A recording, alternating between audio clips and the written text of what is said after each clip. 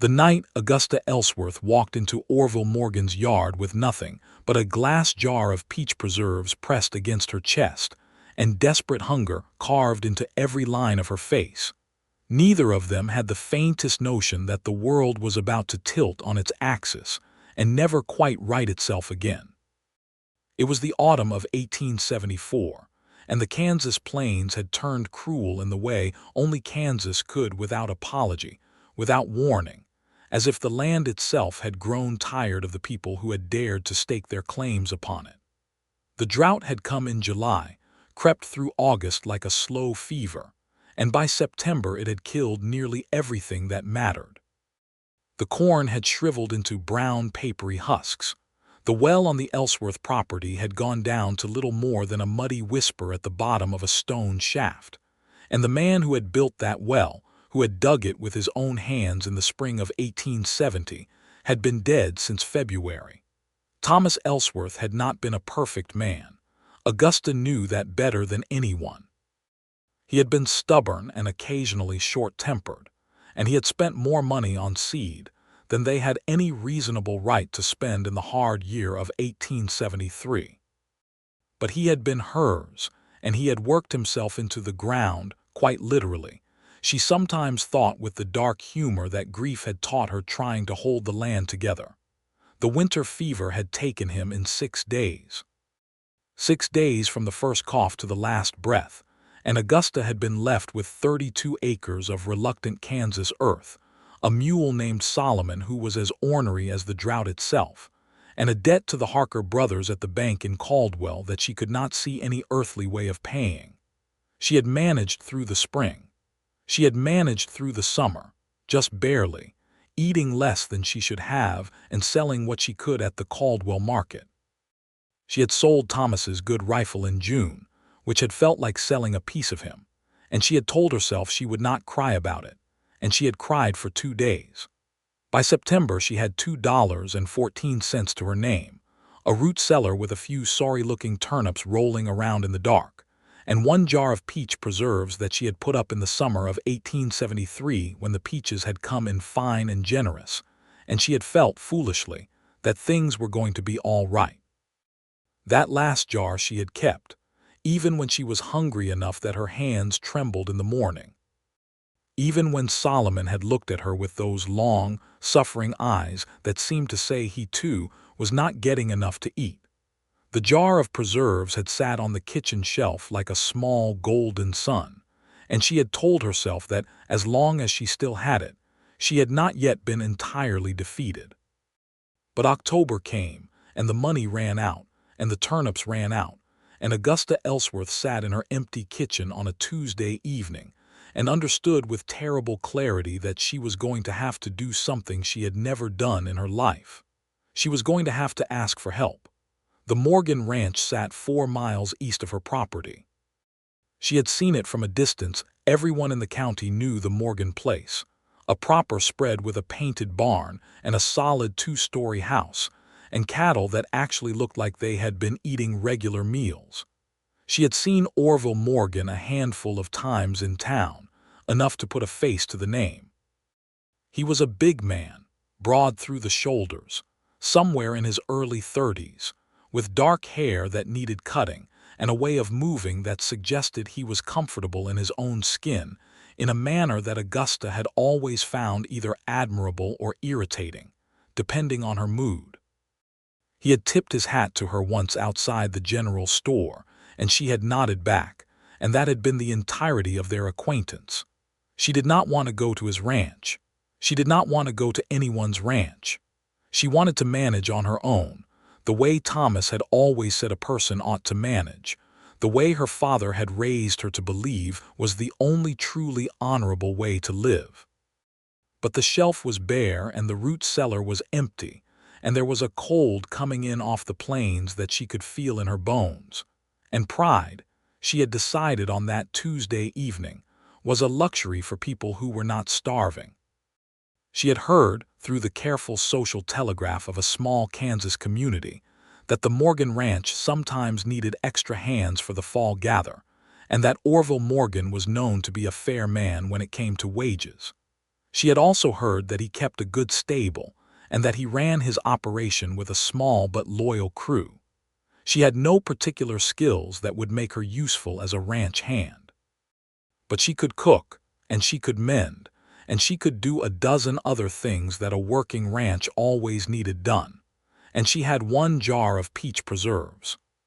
She wrapped her coat around herself, a good wool coat, one of the last fine things she owned, and she picked up the jar from the shelf and held it for a moment, feeling the cool glass against her palms, seeing the way the amber color caught what was left of the evening light. Then she tucked it under her arm, went out to the small shed where Solomon was stabled, and harnessed him to the wagon with hands that only shook a little. The 4 miles to the Morgan ranch felt much longer in the dark. The sky was enormous and indifferent and scattered with stars that looked beautiful and cold, and the wind came across the grass with a sound like something breathing. Augusta kept her chin up and her eyes forward and told herself that she was not afraid, which was only partly true. The ranch house was lit from within when she arrived, yellow lamplight in the windows making it look warm and inhabited in a way that her own dark house had stopped looking some weeks ago. A dog barked from the porch, a big heeler who sounded serious about his business, and then a man's voice from inside said something she could not quite hear, and then the front door opened and Orville Morgan stepped out onto the porch with a lantern raised in one hand. He was taller than she remembered. Or perhaps it was just that she was more aware of him now, standing in his yard with her wagon and her mule and her last jar of preserves, feeling as fragile as she had ever felt in her life. "Who's there?" he called out, not unkindly but with the careful alertness of a man who lived alone on the plains and had learned that unexpected nighttime visitors required a certain measured attention. "Augusta Ellsworth," she called back. "From the Ellsworth property west of here. I apologize for the hour." There was a pause. He lifted the lantern higher, and in its light she could see his face, the dark brows drawn together slightly, not in anger but in the particular concentration of a man trying to sort out what he was seeing. He was perhaps 32, 33, with the kind of face that the western sun had worked on honestly, weathered at the edges but fundamentally still young. "Mrs. Ellsworth," he said, "come up to the porch. It's cold." She climbed down from the wagon with what dignity she could manage and walked across the yard to the porch steps. The heeler came to sniff at her hand and she let him, because dogs could tell things about a person that needed telling, and she had nothing to hide from a dog. "I know this is an unusual hour," she said when she reached the porch. She had rehearsed what she was going to say on the drive over, but now, standing in the lantern light with Orville Morgan looking at her with those careful dark eyes, the rehearsed words felt stiff and wrong. "I won't take up a great deal of your time. I've come to ask about work." He looked at her steadily. Up close she could see that he had a small scar near his left eyebrow, a thin white line that might have been a childhood thing or might have been a horse, and that his hands, resting at his sides, were very large and very capable looking, the hands of a man who used them constantly. "What kind of work?" he said. "Cooking, mending, whatever needs doing on a working ranch." She held his gaze. "I'm a good cook. I put up fine preserves." She looked down at the jar she was still holding and felt something twist in her chest. "I brought one, as a way of demonstrating." He looked at the jar. He looked at her face. And in that look, she would think about this later, much later, when she was trying to understand how the whole story had begun. She understood that he was reading more than she had intended to show him. He was reading the too thin line of her jaw and the shadows under her eyes and the way her coat, fine as it was, hung a little loose on a frame that had grown thinner than it should have been. "How long since you've eaten a proper meal?" he asked, and his voice was quiet and direct and held no pity in it, which she appreciated enormously. She considered lying. She was good at a number of things, and she had discovered in the past several months that she was surprisingly good at maintaining the appearance of dignity under difficult circumstances. But something about the directness of the question, and the way he was looking at her, not with pity, but with a plain, honest concern that felt almost like respect, made the lie feel impossible. "A day and a half," she said. He was quiet for a moment. The wind moved through the grass around the house with that breathing sound. The dog sat down at her feet as if he had made a decision.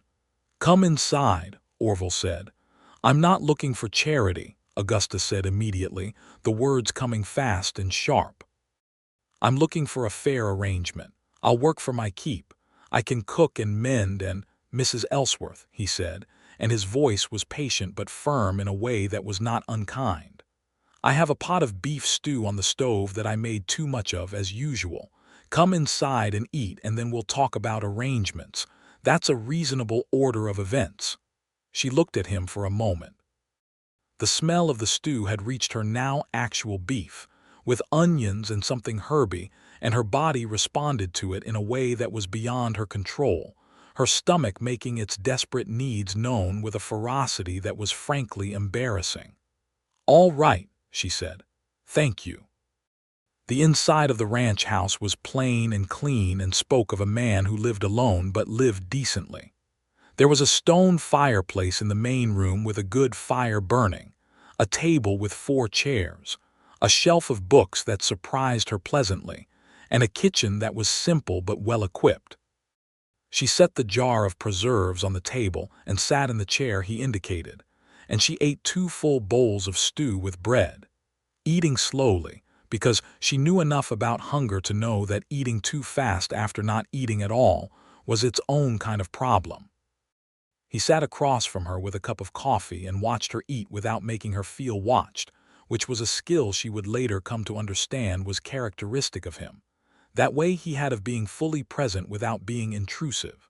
When she was done, she felt the stew's warmth spreading through her like something restored, like a lamp being turned back up to its proper brightness.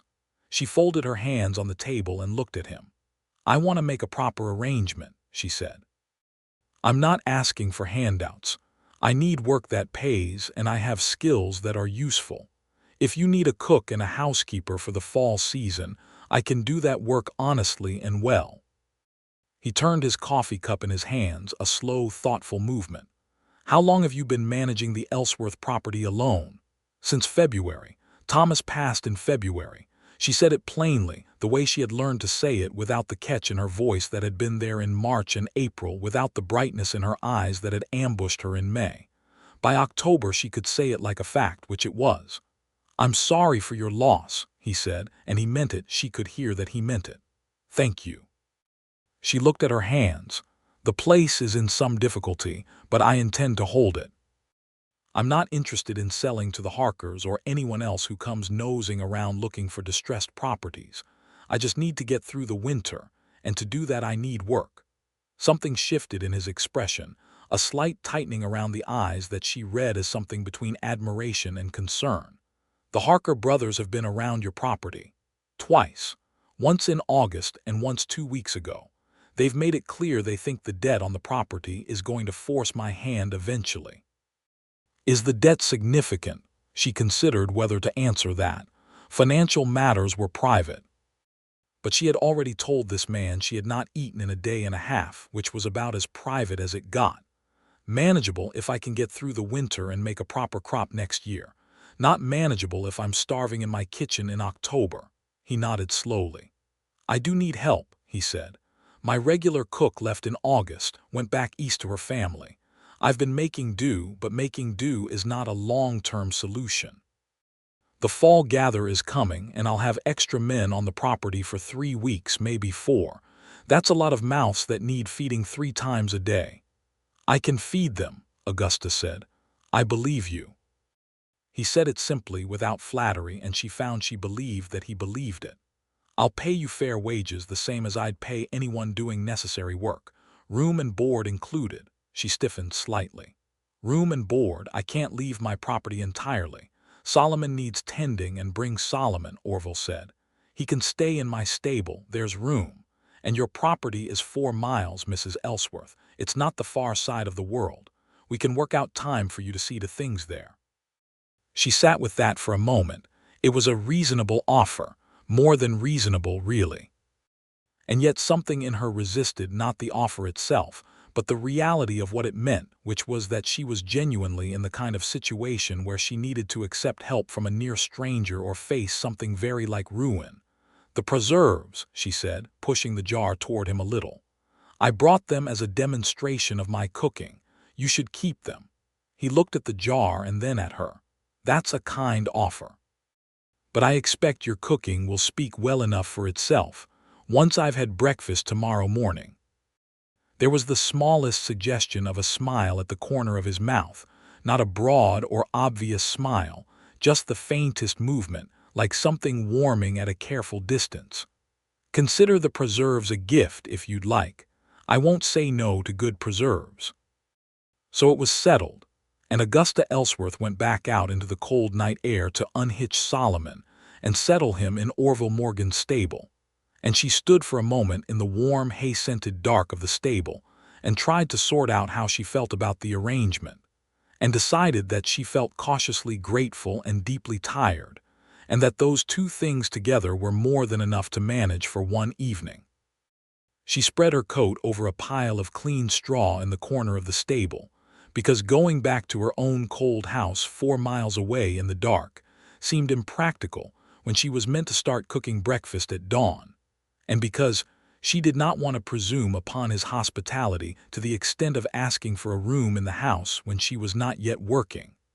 That felt like a step too far on the first night. The stable was dry and warm with the body heat of the horses, and the straw was clean, and she had eaten, and those three things together made it feel not so very terrible. She fell asleep quickly, which was what hunger and relief combined could do to a person. She did not hear him come into the stable in the early hours.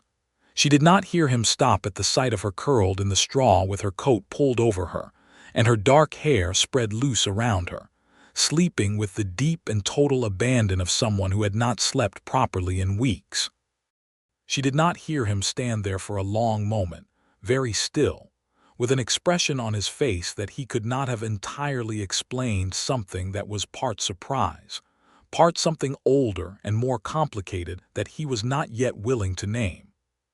What she heard was his voice, quiet and firm and carrying in the way that quiet voices can carry in a silent space, pulling her up out of sleep with a gentleness that was almost physical. "Mrs. Ellsworth," Orville Morgan said, "you're sleeping in the house." Augusta opened her eyes. The gray light of dawn was coming in through the gaps in the stable wall, thin and pale and cold-looking. She was briefly, completely disoriented. Not her kitchen, not her bedroom, not the particular quality of her own silence. And then memory came back in a rush, and she sat up with her hair everywhere and straw in her coat, and whatever dignity she had managed to maintain the night before thoroughly demolished. Orville Morgan was standing at the entrance to the stall, lantern in hand, wearing the particular expression of a man who was working very hard not to let his face show what it was doing. His dark brows were pulled together and his jaw was set, and if she had known him better she might have read what was behind it. She did not yet know him better.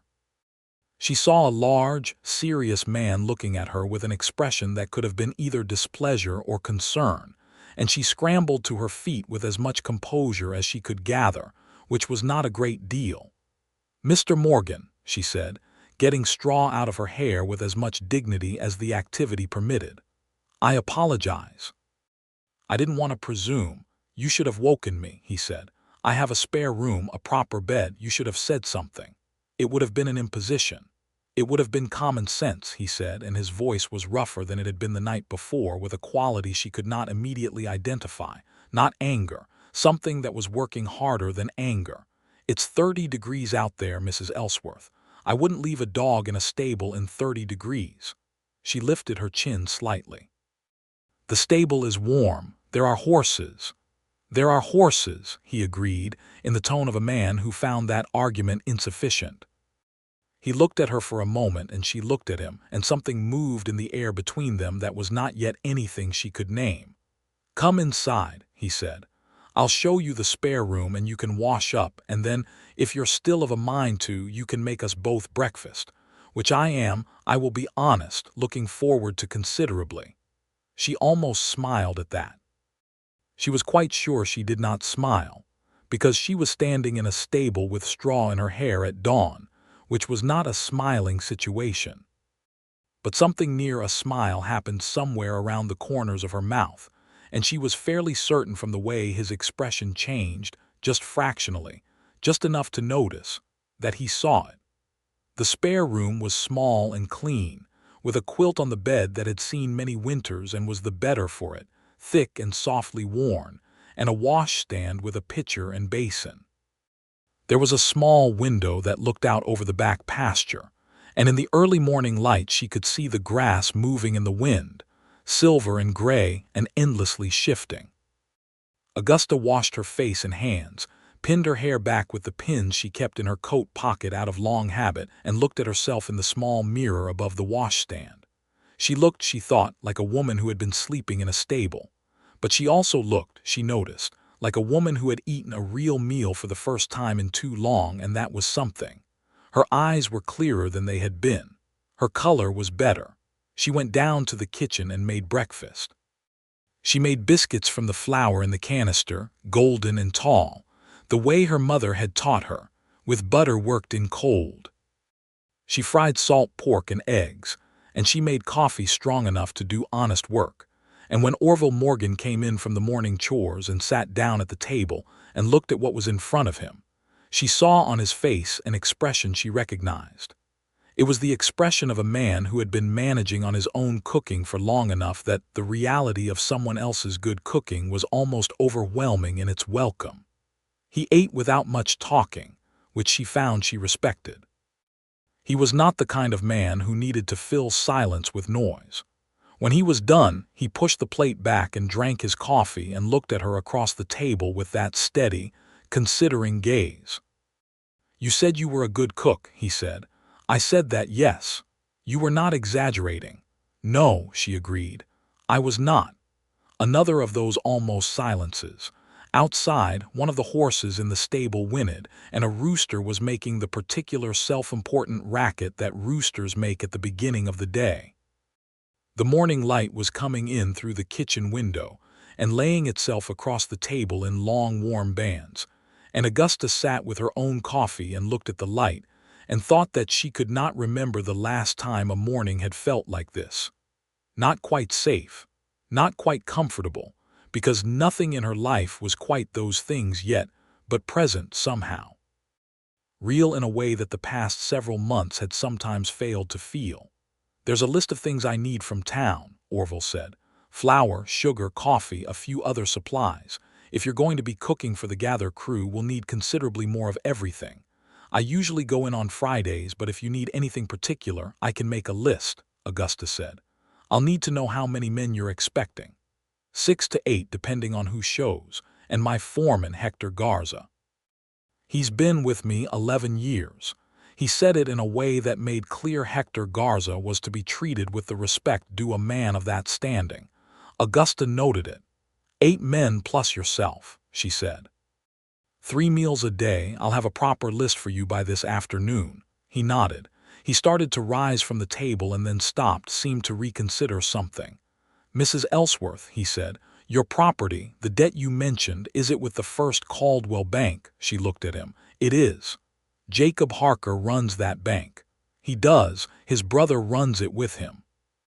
Orville's expression did something careful and contained, the way a man's face moves when he is deciding how much to say about something he has strong opinions about. "I know the Harker brothers. Not well, and not by choice. They've been buying up distressed properties in this county for 3 years. They got the Hennessy farm in the spring and the Crawford place last year." He paused. "They've come to me once or twice about parcels adjacent to mine. And I told them I wasn't interested in their partnerships." He said partnerships with a particular dryness that made clear what he thought of the Harker brothers' version of business dealings. "If they come around your property again while you're here, I'd like to know about it." She sat with that for a moment, turning it over. It was an offer of involvement in her affairs that she might ordinarily have bristled at. But there was nothing presumptuous in how he said it. It was practical, stated plainly. without any suggestion that she could not handle her own business.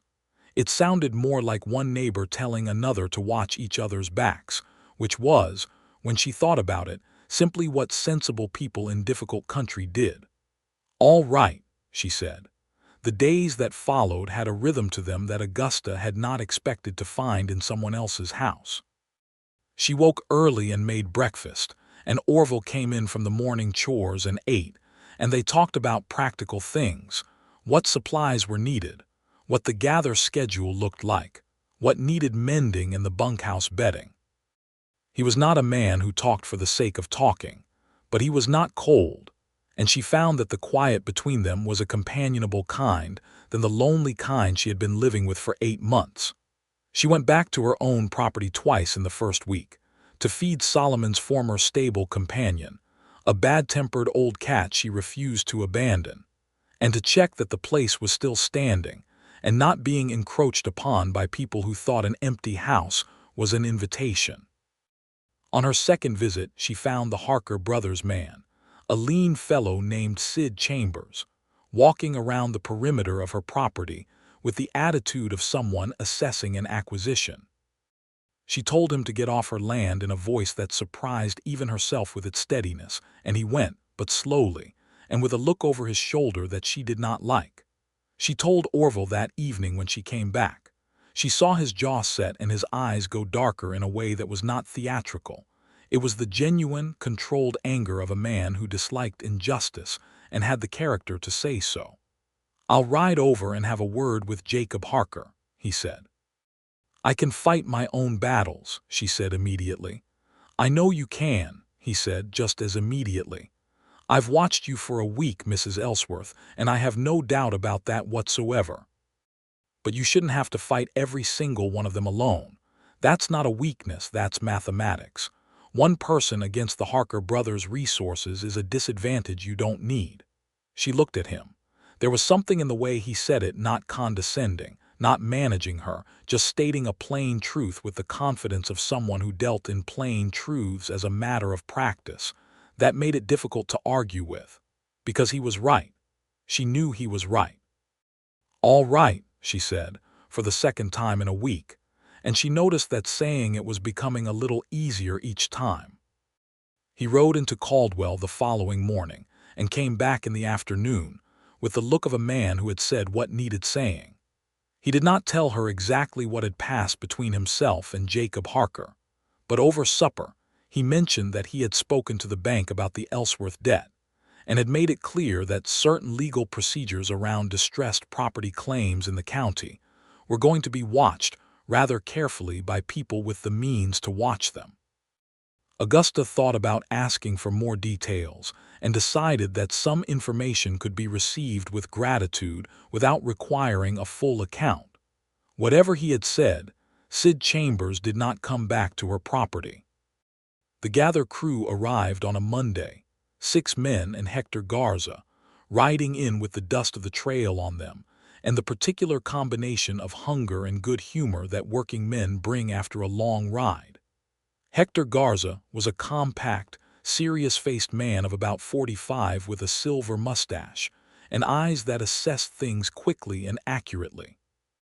He shook Augusta's hand with a formality that was entirely genuine and said, "It is good to have proper cooking again, Mrs. Ellsworth," with a sincerity that made her feel the previous cook had been much missed. She cooked for 8 men 3 times a day for 3 weeks, and she did it honestly and well. Beef stew and cornbread, salt pork and beans, biscuits and gravy in the mornings, pies when she could manage them because working men were enormously improved in morale by pie.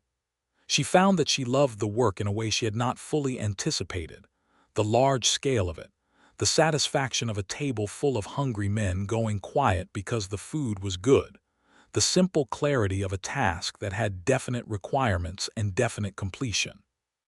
Orville came in at the end of each day with the gathered dust on him and the tired, satisfied look of a man whose work was going well.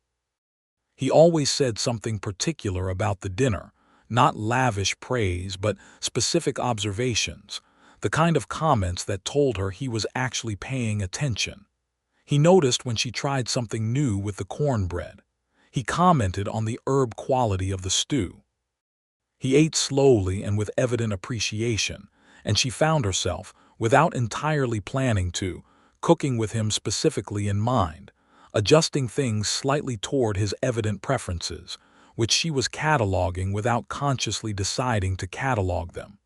This was information she kept to herself. The evenings were the part she had not planned for. After supper, the Gather crew went to the bunkhouse, and Hector Garza, who had a taciturn but deeply decent character, would smoke a pipe on the bunkhouse porch and watch the stars. And Orville would sit at the kitchen table with a cup of coffee, and Augusta would sit across from him, and they would talk. Not always about important things. Sometimes about the land, he knew this country's soil and weather with the intimacy of a man who had staked a significant part of his life on understanding it. Sometimes about the books on his shelf. She had borrowed one, a battered copy of Great Expectations, and they discovered a mutual addiction to reading that felt like finding an unexpected room in a house you thought you knew. Sometimes about their lives before, the pieces that made up the shape of a person. She learned that he had come to Kansas from Missouri 10 years ago, at 23, with $200 and a notion about cattle that had turned out to be correct. She learned that he had a sister in St. Louis, who wrote him letters that he answered faithfully every month. She learned that he had been engaged once briefly to a woman who had found Kansas too hard and gone back east, which he spoke about without bitterness, but with the careful quality of someone who had learned something important from the experience. He learned about her father's farm in Ohio, and the way she had grown up knowing how to put food by and stretch a dollar, and work alongside the men when the work required it.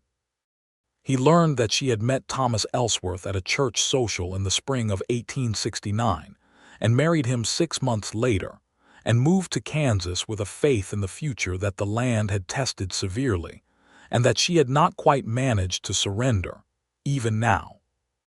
He learned that she had wanted children and that they had not come, which was a grief she mentioned quietly and without making too much of it, but which he received with a gravity that told her he understood it to be significant. He also learned, one evening during the second week of the Gather, that she could play the harmonica. This came out because she had found a small harmonica on the shelf with the books, a good German-made instrument, and had picked it up almost without thinking and played 3 bars of something before she realized what she was doing and stopped. "Don't stop," he said, from where he was standing near the fireplace, and she looked at him and saw the expression on his face and played the rest of the song, which was a simple thing her father had taught her, something without a proper name that she had always thought of as the evening song. When she finished, the room was very quiet in the particular way that music leaves rooms quiet, and Orville was looking at her with an expression that he did not immediately adjust or conceal, and what she saw in it made her look away first, which was not something she did often. "That's a fine thing," he said after a moment. "It's just a small song," she said. "The small things are often the finest," he said, and she was not entirely sure he was still talking about the music. It was during the 3rd week of the Gather that the thing happened that neither of them had quite been braced for. Or rather, the thing happened that had been building in the slow and inevitable way that true things build, accumulating like weather until the moment when it finally has to become itself. They had gone out to check on one of the mares that Orville was worried about. She was carrying a foal and had seemed uncomfortable during the afternoon. They stood side by side in the lantern light of the stable, watching the mare, who was fine, who was simply restless in the particular way of late pregnancy, and the closeness of the stable, the warm hay smell, the intimacy of standing next to someone in a small, quiet space, while the rest of the world went about its business outside. All of it conspired. She said something about the mare and he agreed, and then somehow he was looking at her instead of the horse, and she felt his gaze like something physical and turned to find him closer than she had quite realized, not inappropriately close, but close in the way that happens naturally between two people in a small space, and she looked up at him and saw on his face the plainest, most uncomplicated expression she had ever seen on a man's face. "Mrs. Ellsworth," he said, and then stopped. "Augusta," she said, because at this point in things, Mrs. Ellsworth felt like a door being kept closed for no good reason. He said her name once, quietly, in that large stable full of the sounds of horses breathing and the wind outside, and the sound of it, the way he said it, like something he had been thinking about, made her breathe in slowly. "I'm not a man who says things he doesn't mean," he said. "So I'm going to say this carefully because I want to mean it correctly. In the 3 weeks you've been here, I've come to," he stopped again, "working at something." She watched him work at it and found she was not impatient, which was interesting to her because she was generally a rather impatient person. "I've come to look forward to the evenings more than I can sensibly account for," he said. "To coming in at the end of the day, to the conversation, to," he made a small, somewhat helpless gesture, "to you." Augusta stood in the lantern light of the stable and thought about Thomas, who had been hers, and whom she had loved in the real and specific way you love someone you have built a life alongside, someone whose particular habits and flaws and qualities have become as familiar as your own. She thought about the 8 months of solitude and hunger and stubborn endurance. She thought about sitting across a kitchen table from this man every evening for 3 weeks and feeling slowly, cautiously, like something she had thought was finished was in fact not finished at all, only resting. "I've been a widow for 8 months, she said. "I know. I came here to work," she said. Not for she gestured as he had because some things are easier gestured at than named. "I know that too," he said, and nothing in his face suggested that he thought one thing negated the other, or that her coming to work was anything other than exactly what she had said it was, and that this other thing had simply happened alongside it, as things do. She looked at him for a long moment. The mare shifted and sighed behind them. The lantern threw its small circle of gold. "You should understand that I am not a woman who makes decisions lightly," she said. "I wouldn't expect otherwise," he said. "I'm not asking you to decide anything tonight, Augusta. I'm just telling you something because I think you deserve to know it." She looked at the lantern light. She looked at his hands. She thought about the morning she had woken in the straw and he had told her she was sleeping in the house, and the quality of concern in his voice that had been something else. She understood now, something more. She thought about the biscuits and the evenings and the way he said her name. "All right," she said, 3rd time. It was becoming a habit between them, this saying of "all right," and she had begun to think it was one of the better habits she had ever formed. The gather ended on a Saturday, and the crew rode out with full bellies and their wages, and Hector Garza shook Augusta's hand again on his way out and said, "Same time next year, I hope, Mrs. Ellsworth," with a meaningful look at Orville that Orville received with the deliberate non-expression of a man choosing not to have an expression. Augusta said she hoped so too, and meant it. November came in with cold and purpose, and Augusta went back to her own property to face the winter with the wages Orville had paid her, which were fair and substantial enough to make a genuine difference, and with a warmth inside her that she was not entirely ready to examine too closely. Orville came to see her the following Thursday, on the pretense of checking on the property that he had ridden past and noticed needed a fence post replaced in the east corner. He replaced the fence post. He stayed for coffee, he stayed for supper.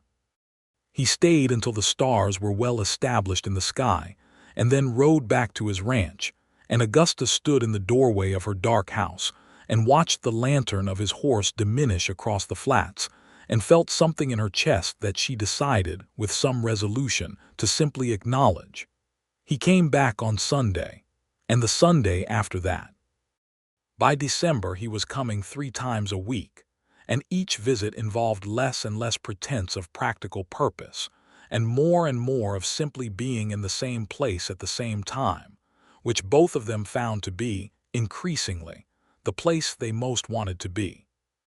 On a Thursday evening in mid-December, when the first real snow of the year had laid itself down across the flats in a white silence that made everything look both stark and clean, they were sitting by the fire in Augusta's small front room. her fire, her house, her own small piece of Kansas that she was still holding on to, and Orville said, without any particular preamble, and with the directness that she had come to understand was his most essential quality, "I'd like to marry you, Augusta. If you'll have me." She was quiet for a moment. Outside, the snow was doing its slow, silent work. "You said in October that you weren't asking me to decide anything," she said. "That was October," he said. "It's December now." She looked at the fire. She looked at her hands, which were folded in her lap in a way that was trying to be calm and not entirely succeeding. She thought about what it meant, not the romance of it, not the comfort of it, though those things were real, but the actual full weight of it. Marrying a man she had known for 2 months. A second marriage. A life that would require the surrendering of the absolute independence she had been fighting so hard to maintain. "What would happen to this property?" she asked. "My 32 acres." He looked at her steadily. "They'd be yours, legally, properly yours. I have no interest in absorbing your land into mine. It's your land. Thomas built it and you held it, and it's yours. The debt can be paid off over time once you have a proper season. With 2 working properties instead of 1 and your wages from the gather, we can put together a plan that doesn't require selling anything to anyone." He paused. "If you want my help with that." She was quiet for another moment, and in that quiet she found, somewhat to her own surprise, that the answer was not difficult. It was not that there were no questions or hesitations or practical complications. There were all of those things. But underneath them, when she was honest with herself the way her father had raised her to be, the answer was sitting there plain and clear and warm, like a lamp that had been lit, and was simply waiting for her to notice it. "Yes," she said. "I'll marry you, Orville." He looked at her, and the expression on his face was one she had not seen on him before, something that was not guarded at all, something entirely open, that made him look younger and more vulnerable and more thoroughly himself all at once. He reached across the small space between them and took her hand, carefully, as if she were something worth being careful about. His hand was warm and enormous and entirely steady around hers. "Good," he said, and the word came out a little rougher than he probably intended, and she heard everything in it. They were married in January, a small ceremony at the church in Caldwell with the Reverend and a handful of witnesses. Hector Garza, who stood with a gravity that made it clear he considered this the best possible outcome. The widow McIntosh, who ran the general store and had been watching this development with deep satisfaction. An old porter, who played the church organ on Sundays, and who insisted on playing something celebratory that filled the small, cold church with more sound than seemed quite possible from one man and one instrument. Augusta wore her good dress, the blue one with the white collar that she had made herself 3 years ago and which still fit, though just barely, and she carried a small bunch of dried prairie flowers that Orville had somehow obtained from the flower stock at the general store, which had been thoughtful and unexpected, and which she had looked at for a long moment before she understood he had gone and gotten them because he knew she would not have thought to get them for herself. He wore his Sunday coat and a new cravat, and had clearly had his hair cut, which she noticed immediately, and which made something warm happen behind her breastbone that she decided simply to feel without analyzing. When the Reverend pronounced them married and Orville turned to look at her, just looked at her, for one full quiet moment in that cold little church, while the Reverend beamed and the organ made its triumphant sounds, Augusta thought, "This is a thing I did not expect, and it is entirely real, and I am not afraid of it at all."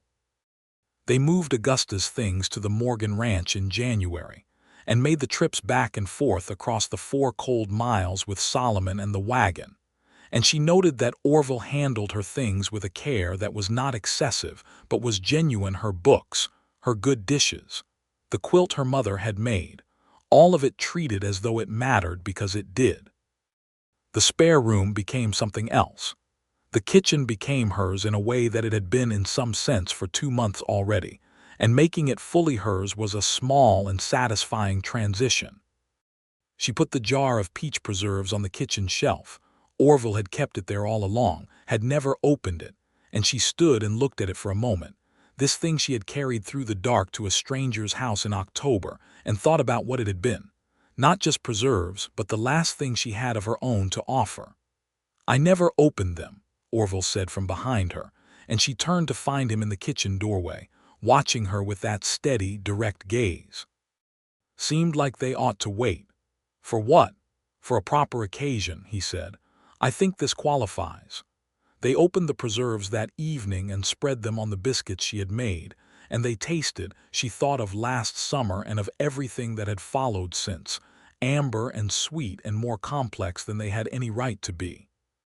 The winter was hard, as Kansas winters were, but it was hard in the company of someone who was unafraid of hard things, and that made it an entirely different category of experience. They learned each other through the winter months, the particular ways they each went silent when they were troubled, the ways they argued, which they did honestly and occasionally at some volume about things that mattered to both of them, and the ways they came back from arguments, which they both did without drama and with the practical efficiency of people who understood that the world needed to be gotten on with. She learned that he was afraid of losing the ranch, not afraid of the work, never that, but afraid in the deep and private way that people are afraid of losing the thing that represents the entire accumulation of their efforts.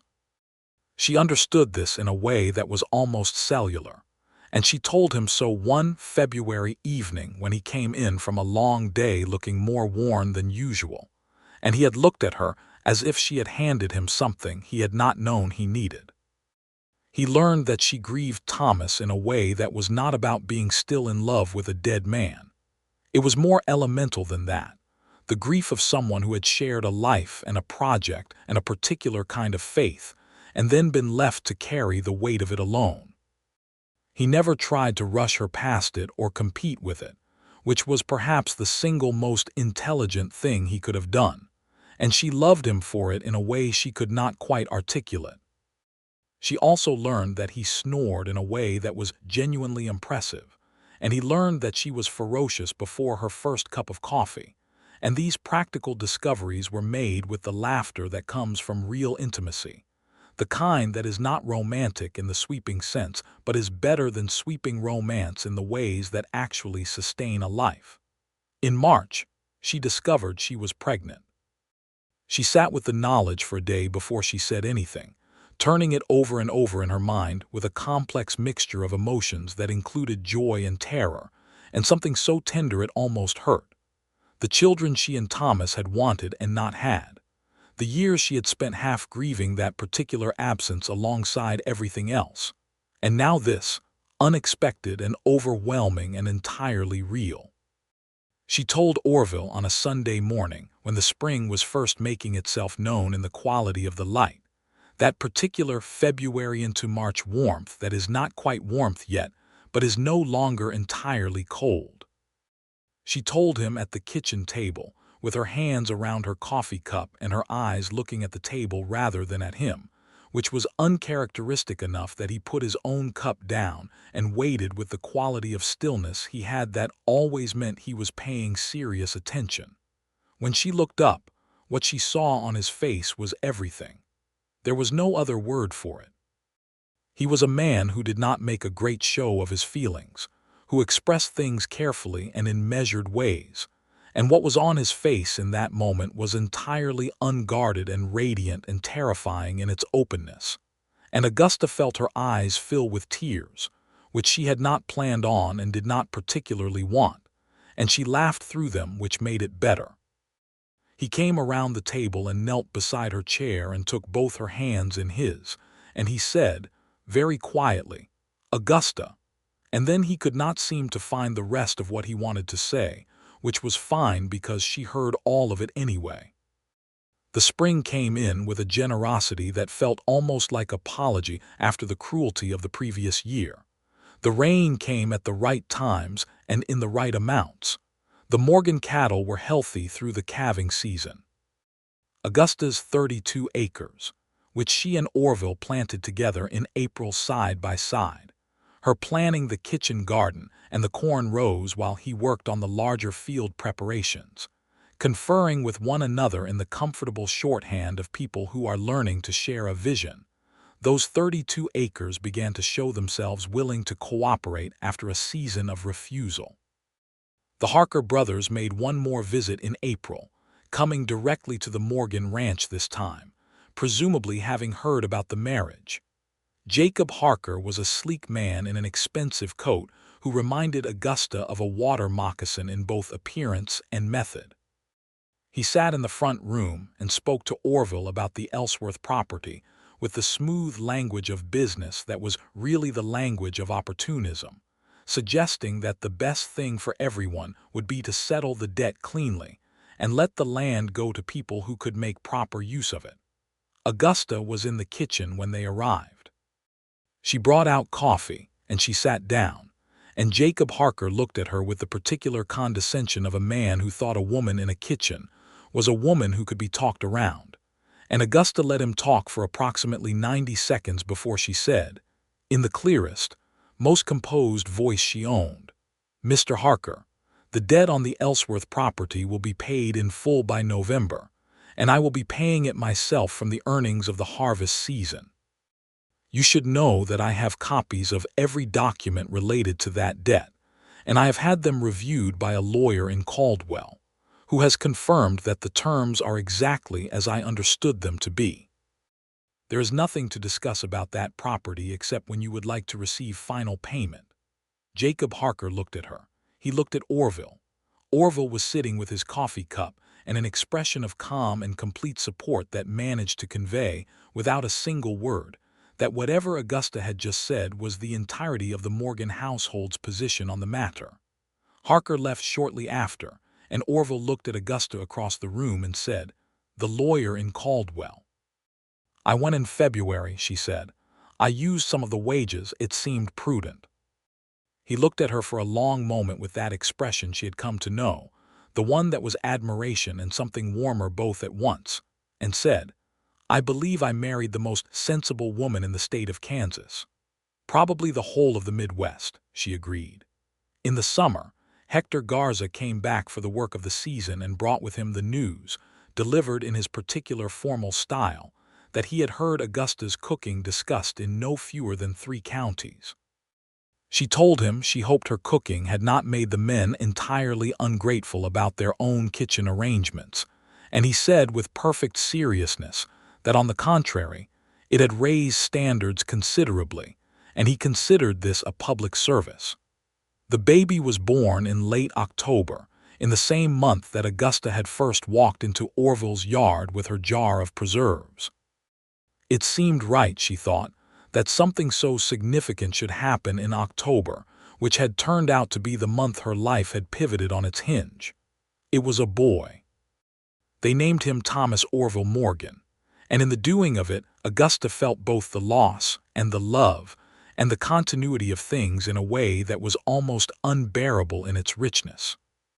Orville held his son for the first time with the expression of a man who has just been shown that the world is larger and more marvelous than he had understood it to be, and Augusta, lying back against her pillows with the particular exhausted serenity of someone who has just done something enormous, watched him and thought, "Here is the full shape of this thing, this life, this unexpected gift." The year rounded itself out with the harvest, which was good enough to pay off the debt on the Ellsworth property, paid in full in November, exactly as Augusta had told Jacob Harker it would be, with a satisfaction she allowed herself to savor properly. She handed Orville the receipt, and he pinned it to the wall of his study next to the deed to the Morgan property, and she stood and looked at the 2 documents side by side, her land, his land, both of them held properly and free of claim, and felt a sense of permanence that she had not allowed herself to feel in a very long time. They celebrated with a dinner that was extravagant by their standards, with Hector Garza and the widow McIntosh and old Porter from the church. And there was apple pie, which Augusta had made from the autumn apples, and there was music from old Porter's fiddle, And at some point in the evening, Orville took her hand under the table and held it, and she leaned, very slightly, against his shoulder. And that simple contact, the warmth of him, the solidity, the fact of him beside her, was its own kind of extravagance. The following year brought what Kansas sometimes brought: complicated weather, a complicated market for cattle prices, a complicated business with a water rights dispute between two neighboring properties that Orville spent considerable time and energy helping to resolve, because he was, at his core, a man who believed that communities were held together by people doing the work of holding them together. Augusta helped. In her own way, she was better at people than she had sometimes given herself credit for, and the wives of both disputing parties found their way to her kitchen table at various points, and left with better feelings than they had arrived with, and usually something to eat. Their household expanded in ways both practical and emotional. A girl named Clara joined the family in the spring of the following year, small and dark-haired, and already, at her first breath, possessed of an opinion about everything in her vicinity.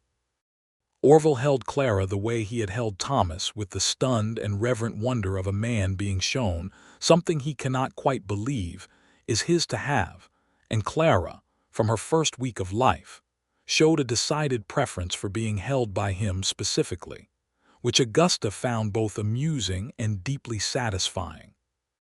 Solomon, Augusta's mule, lived out his years in Orville's stable with the dignity and stubbornness he had always maintained, finally passing on a summer afternoon some years later at an age that the veterinarian said was remarkable, and that Augusta privately attributed to sheer contrary determination.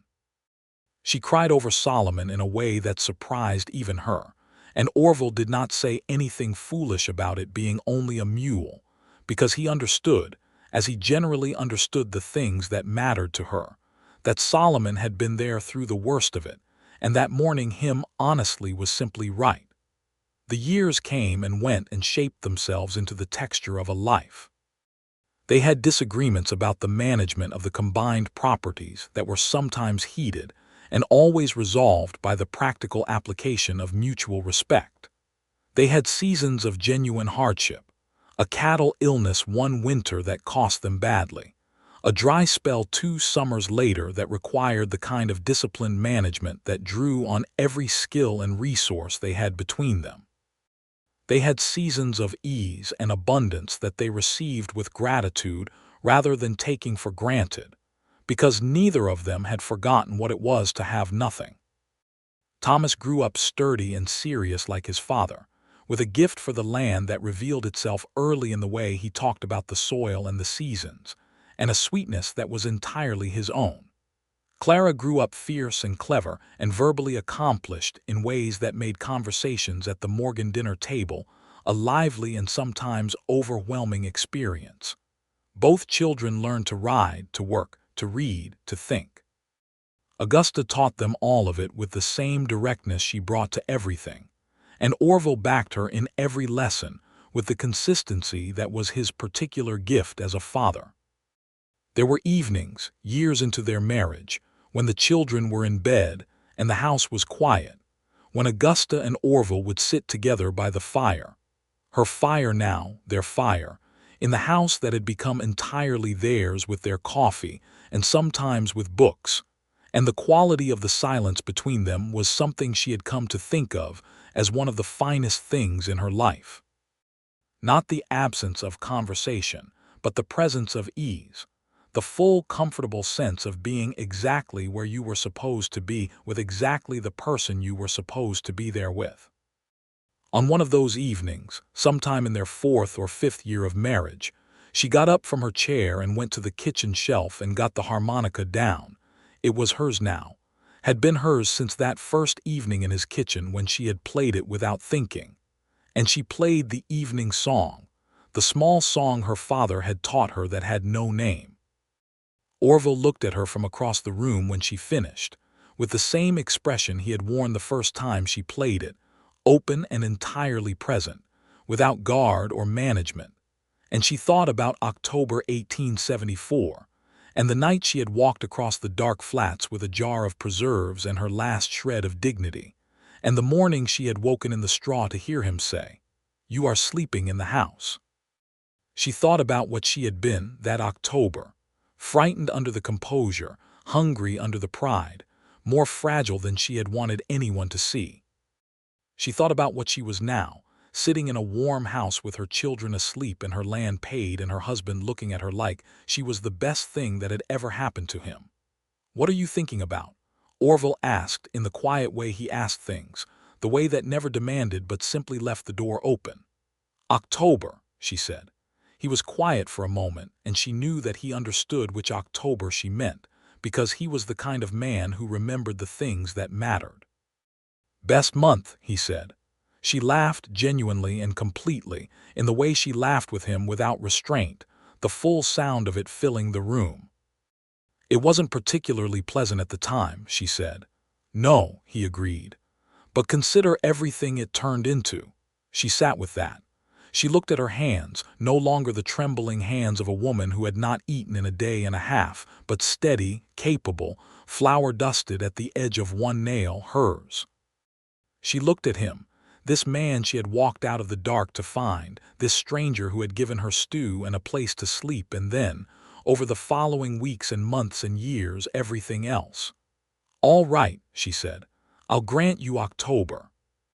He smiled at her, the full smile that she had needed weeks to earn from him the first time and that now came to her easily, freely, the way the best gifts do when they belong to you entirely.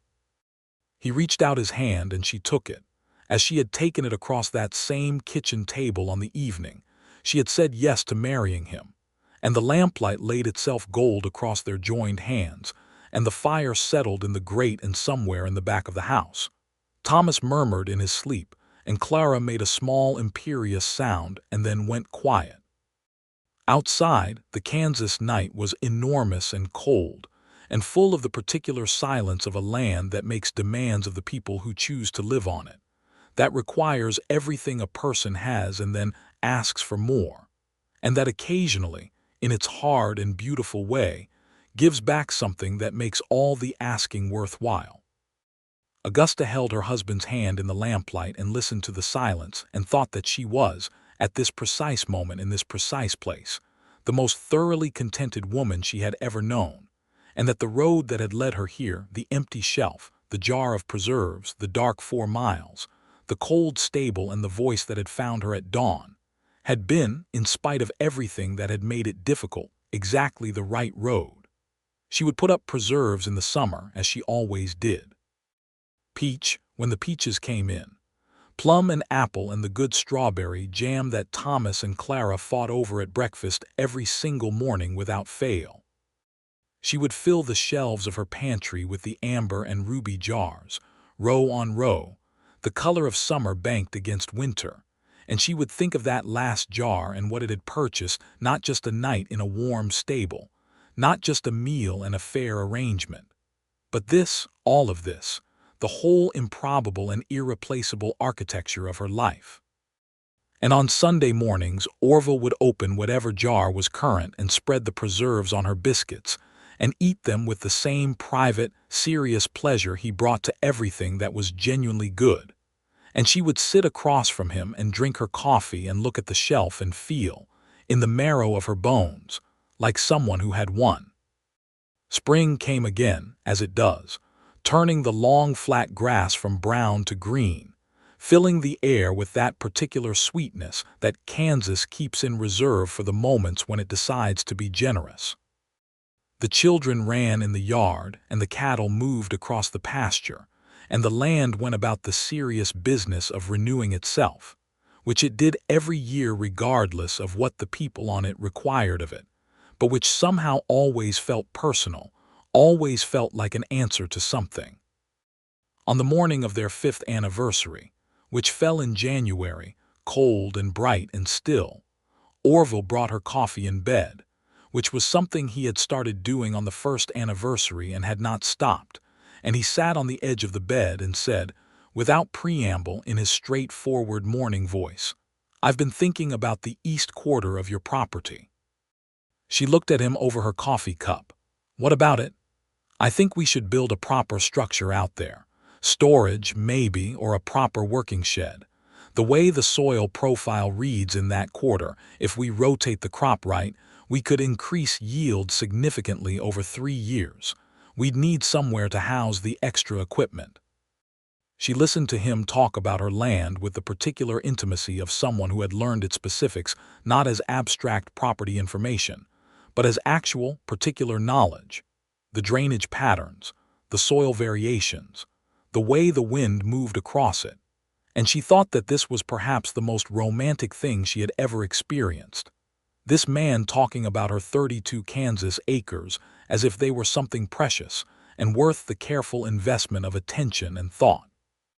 "You've been out there recently," she said. "Last week, when I went to check on the fencing. You didn't mention it. I wanted to think it through properly before I said anything." He looked at her with that steady, dark-eyed gaze. "I didn't want to say something half-thought." She put her coffee cup on the bedside table, leaned over and kissed him, which was something she had gotten considerably better at over 5 years of practice, and then said, against the warmth of his face, "An East Quarter structure sounds like a fine plan." "Good," he said, with a roughness in his voice that had nothing to do with the East Quarter structure, and pulled her closer with the surety of a man who knows, absolutely and without question, where he belongs. The Kansas morning light came in through the window and laid itself across the floor in long, bright bars, falling over the quilt that had seen many winters, over the boots by the door and the coat on the hook and the small, ordinary, beautiful evidence of a shared life.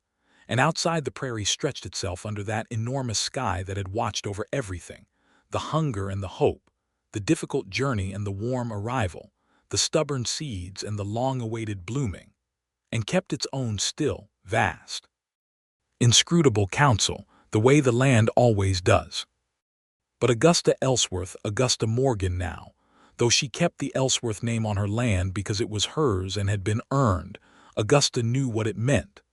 She had walked out of the dark once, carrying everything she had left to offer, and the dark had delivered her here, to this room, this man, this life. To mornings with coffee and honest talk and children's voices rising from the back of the house.